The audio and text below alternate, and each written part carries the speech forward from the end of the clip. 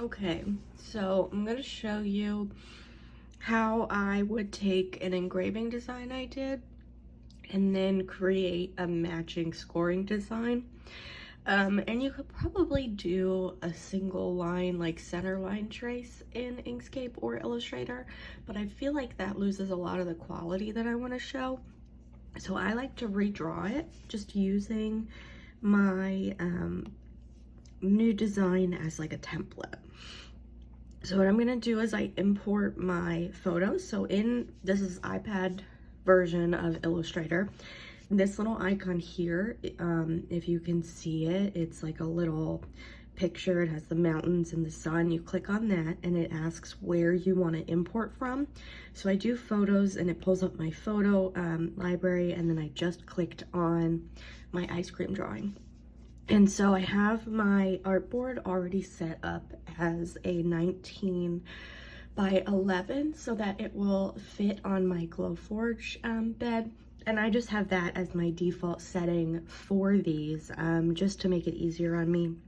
And I'm gonna just make this design 10 inches because that's the size that I like my square version to be, and I always start with my square version just because I find it easier that way. And then I'm going to use this little lock, and what that does is it locks this layer, so as I'm drawing on top of it, I can't move it, I can't edit it, like it just stays there. And then I'm going to pick my color, and I'm going to use red for the square outlines. So this is the fill color, which I want to be on this line, which means no fill, and this is the stroke. And so what I'm going to do, you can use this little arrow to switch them, but what I'm going to do is pick red, and then I'm going to select this square here and just make a square that is 10 inches. And you can see on the little pop-up that comes up, it tells you what your size is for that shape.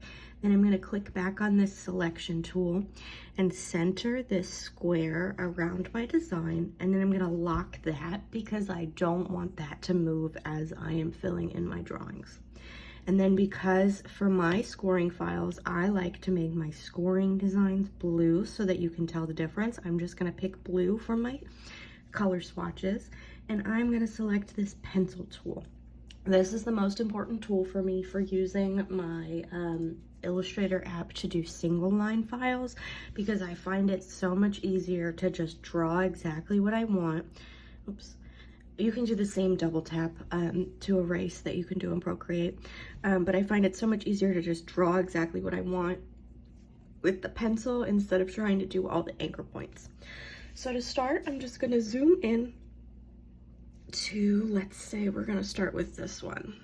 And I'm showing you that I'm doing it this way because I drew these, so it's okay for me to trace them, but you can't just import somebody else's work and trace on top of that. Like, that's not okay. But because I drew all of these, it's fine because I'm referencing my own work. It's like if you get a reference image that you do have the rights to and you can work off of that. But this is my own doodle, so I'm not copying anyone else, I'm just copying myself. And then the other tools that are important under this shapes, where the square is, there's a little triangle, and if you click on that triangle, it gives you the other shapes you can do. And I'm going to start with the circle for my cherry. And then what happens when you have an object selected is this window comes up. And what's cool about that is you can use it to move, you can lock your item, you can change the stacking order, so you can bring it to the front or send it to the back. You can duplicate it, you can change the opacity, you can change the stroke thickness, or you can delete it. So I'm just gonna use this circle as my little cherry, and then I'm gonna go back into my pen tool and start adding the other details. So the main difference with doing things this way versus doing them in Illustrator is that this is a single line drawing, so it's a lot harder to get the same detail that you would get from those shaded areas or the like these right here would just be a circle. Like you can't, it won't fill it in if you're scoring it. You can set it to engrave and it can engrave that entire filled area, but with your scoring, it's just gonna be the outline. So you can use this up at the top. It's a little window that has like an eyeball, and you can do preview, which shows you what your file looks like with everything turned on, or you can do outlines, and that shows you what your single line file is going to look like when you send it to the laser.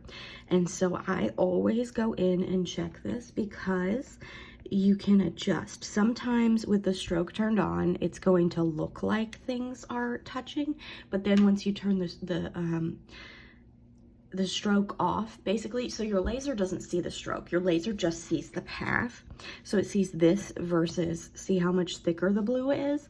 Your laser just sees the path. So you want to make sure everything is lined up the way you want it to be lined up, and that your points are touching so there's no gaps in your image.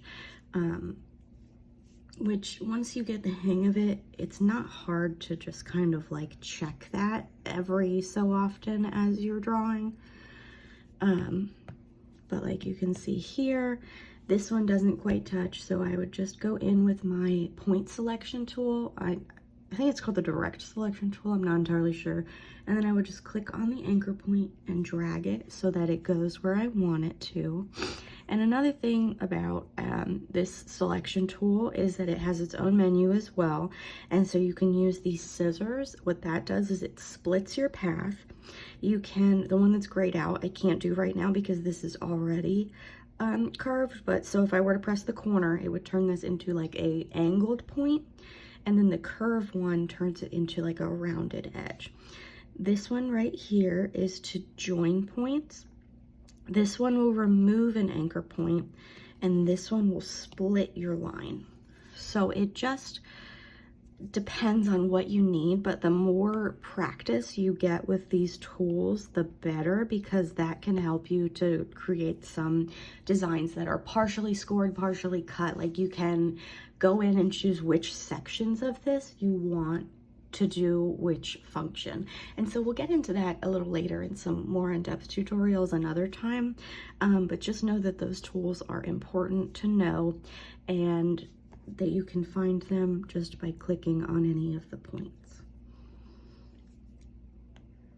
And if you're watching this and there's things you want me to go over more in depth, just leave a comment or join Sam's little group on Facebook and just say, hey, can you do a video on XYZ when you have time for it? And I will do my best to help you out. And then you can see here, this point kind of went over the overlap, so I'm just gonna adjust that. And then I'm gonna do the cone.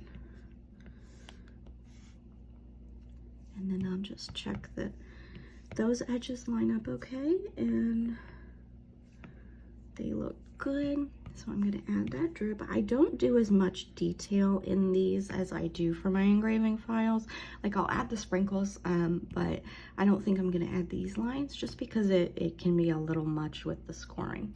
But so that is my ice cream cone. And what I'm gonna do is highlight the entire thing and come over to this right here. It's the object icon. It's a little square with like a picture inside of it, and I'm gonna do make compound path. And so what that does is it makes this one whole piece, so that if someone is to ungroup this after I'm done with it, this will remain one solid piece.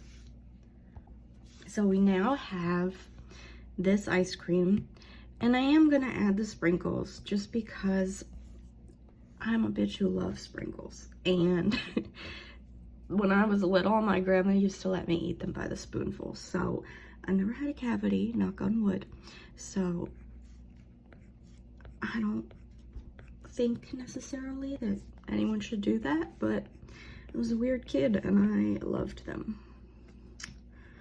Okay, so then we're just gonna look here, and when I'm drawing these little lines, sometimes the end will cause like a little curve, and we can just remove that point so that they stay a straight line, because that's what a sprinkle is, and that way they look uniform without being exactly the same, and they're still real cute.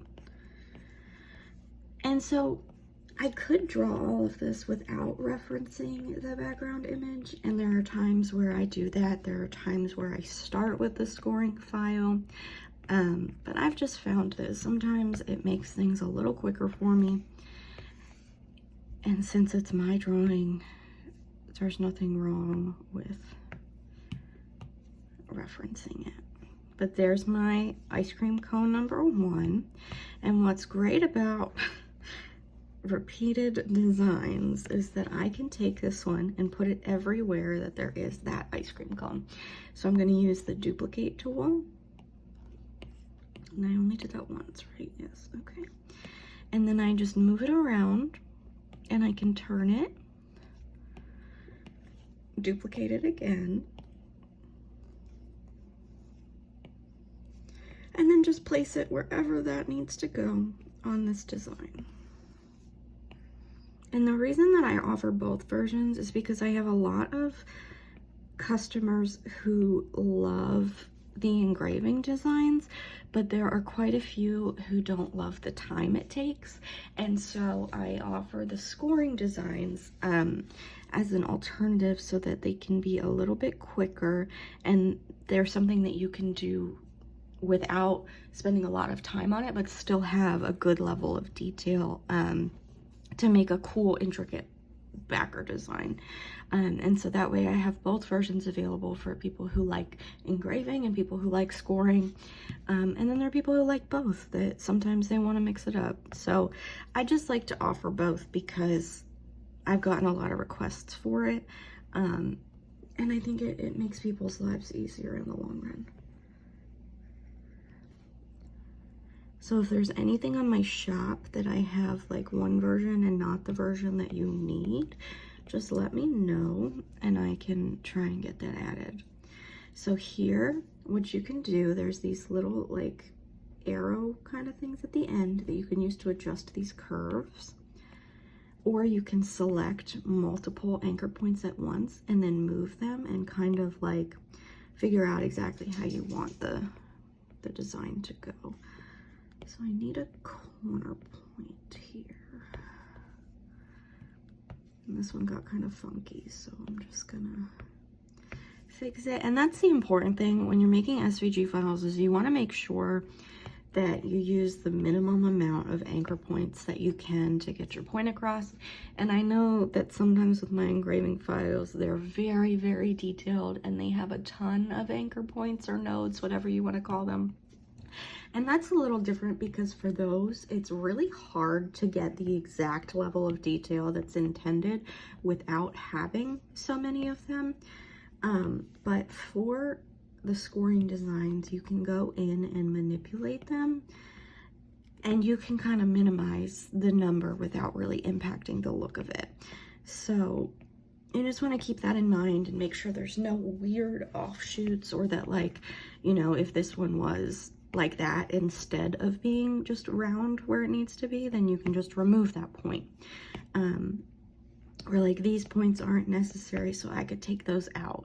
It's all about making sure you have a clean file so that your clients can use it and not have to worry about whether or not it's gonna take extra time because there's 30 anchor points where you, like, if I were to do this instead of something like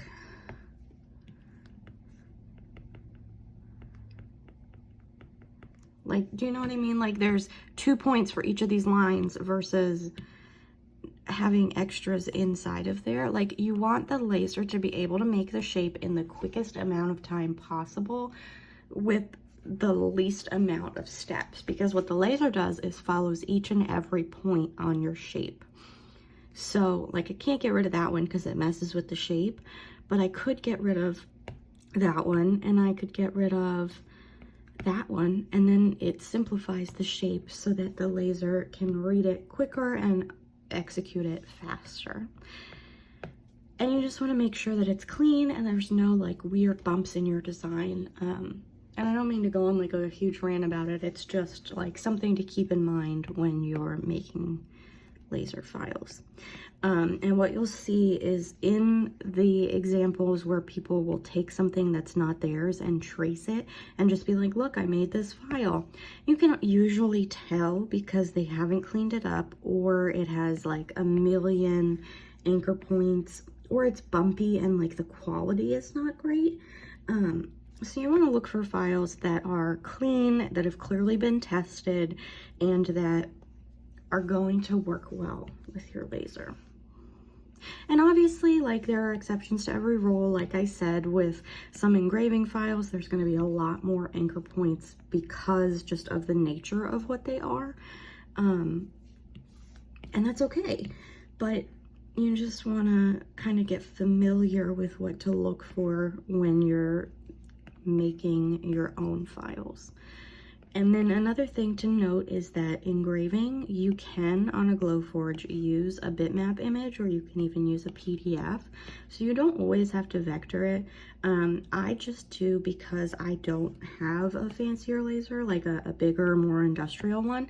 And so I don't know if that is the same across the board. And I'm sure one day I will learn. But for now, I just do it to cover all my bases. So here's my little banana, and I'm just gonna copy that, actually make the size right. I don't think I did it quite right. There we go. And then just place it everywhere that I have a little banana slice. And they obviously aren't going to be exact because they are two different styles. And one is just lines, and one is obviously filled shapes. But you can get the same, like, thematic message across.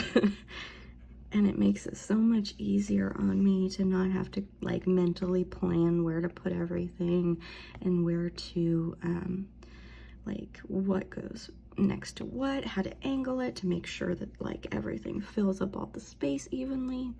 So that's the only reason that I'm referencing this. But there are times where I will just freehand all of the shapes and then go from there. You can do it either way. And so that's where we are right now. And I want to do this cookie. These were pretty fun to draw. So, fun fact about me is I cannot eat eggs because they make me very, very sick. And that means baked goods and cookies are usually off the table, which is horrible because everybody knows how good those are. And so for the first time since October of last year, I had a cookie today, and it was so good. And I know that I'm gonna pay for it, but it was worth it because my job sent me a care package, and it had all these snacks, and I just wanted one so badly. So I had a little snack bag of cookies today, and I'm probably gonna break out in hives tomorrow. But you know what? Sometimes it's just about the little things, and I remember now how it was so hard to give up cookies in the first place. Also, one time I had someone comment that I talk way too much. But the thing is I would rather explain every step to you and have you be like, wow, she's pretty wordy, than have you leave the video and be like, that didn't help me at all. So, sorry for my rambling, but also not really, because I'm trying to be helpful here. And I figure it's good for you to also kind of get to know me a little bit, if we're going to be doing lots of tutorials together. But the good thing about cookies and chocolate chips is that they're pretty random when it comes to the placement, and it does not have to be exact. So I think that looks pretty good. And again, I'm just gonna turn that into a compound path.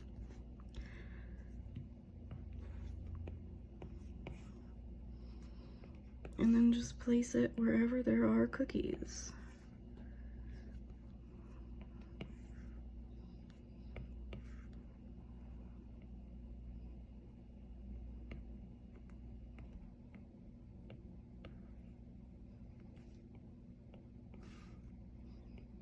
And you notice I resized some of them because cookies come in all different sizes too. And so this is where we are right now. And then I'm just going to speed up the next section of the video of drawing some more things. If there's anything that I feel necessary, I'll slow back down and then do some more voiceover for you. But for now, I think I've got the general idea. And then once it gets time to doing the formatting, I'll pop back.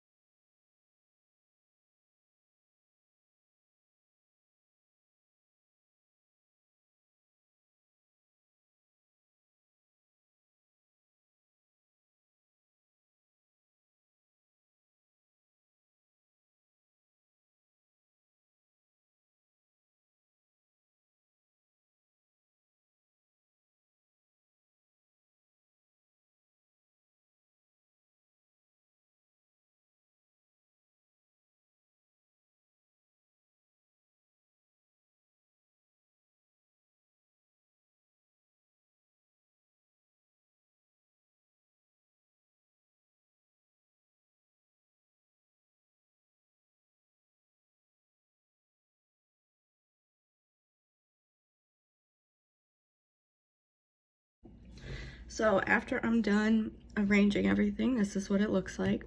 So I can turn the preview back on, and I want to unlock the background image so I can delete it, and unlock this square so that I can group everything. Then I just highlight all of it and press this little button down here, which is the group button. And then what I usually do is from here, I will open everything on my laptop, then I will reformat for the additional shapes, and then I will get everything tested and listed. But as you can see, it wasn't too crazy trying to get my popsicles and ice cream cones all drawn out, but hopefully that was helpful to you. And I will do a second part about getting everything formatted, because I know that this video is long as it is, but I know that this has been a question for some people, how to do a single line file.